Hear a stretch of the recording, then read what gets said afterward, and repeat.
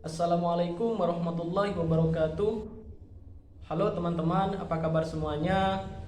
Semoga masih diberi kesehatan dan semoga dalam lindungan Allah Subhanahu wa taala.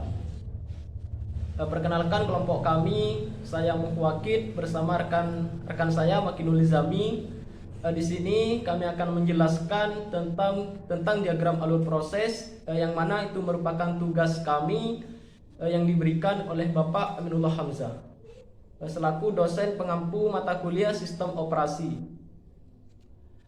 Baiklah, langsung saja di sini kami akan menyampaikan serta menjelaskan mengenai diagram alur proses. Pertama ada new yang berarti proses baru saja dibuat dan belum siap untuk dieksekusi. Kedua ada ready, yaitu proses siap untuk dieksekusi oleh pemroses. Dalam hal ini adalah prosesor. Ketiga ada waiting, yaitu proses sedang menunggu beberapa event yang akan terjadi, seperti menunggu untuk menyelesaikan I/O. Dan yang keempat ada running, yang berarti proses sedang dieksekusi oleh prosesor. Dan terakhir kelima yaitu terminated, yang mana proses telah selesai dieksekusi. Berikut lebih jelasnya penjelasan mengenai alur proses. Pertama dari new ke ready, setelah status dibuat, status akan memasuki proses ready untuk siap memasuki proses selanjutnya. Selanjutnya dari ready ke running, pada saat memilih proses untuk dioperasikan, sistem operasi memilih salah satu proses yang berada di dalam keadaan ready. Kemudian dari running ke waiting, suatu proses ditaruh dalam keadaan waiting apabila proses itu meminta sesuatu yang akan menyebabkannya harus menunggu. Dan proses ini dapat memulai suatu aksi, misalnya seperti I/O yang harus diselesaikan sebelum proses itu melanjutkan operasinya.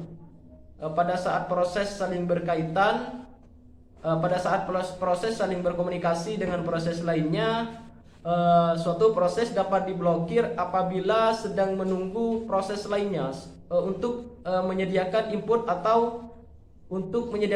atau sedang menunggu pesan dari proses lainnya. Dan untuk pembahasan selanjutnya disampaikan oleh rekan saya. Baiklah, selanjutnya running ke ready. Umumnya alasan transisi ini adalah di mana proses yang sedang berjalan telah mencapai waktu maksimum yang diizinkan bagi instruksi yang tidak diinterupsi. Terdapat beberapa alasan lainnya yang menyebabkan transisi ini yang tidak diimplementasikan di setiap sistem operasi. Misalnya, apabila sistem operasi mengassign tingkat prioritas yang berbeda pada proses yang berlainan, suatu proses dapat diambil lebih dulu. Selanjutnya, waiting ke ready. Apabila proses dalam keadaan waiting sudah selesai mendapatkan sumber daya seperti file atau bagian virtual memori bagi pakai, atau juga sudah selesai setelah menunggu proses lainnya untuk menyediakan input atau sudah selesai menunggu pesan lainnya. Dan yang terakhir, running ke finish atau terminated. Proses yang sedang berjalan dihentikan oleh SO apabila proses itu telah selesai atau dibatalkan. Hal ini terjadi karena apabila proses induknya sendiri telah berhenti. Demikianlah penjelasan dari kami berdua. Kurang lebihnya mohon maaf. Wassalamualaikum warahmatullahi wabarakatuh.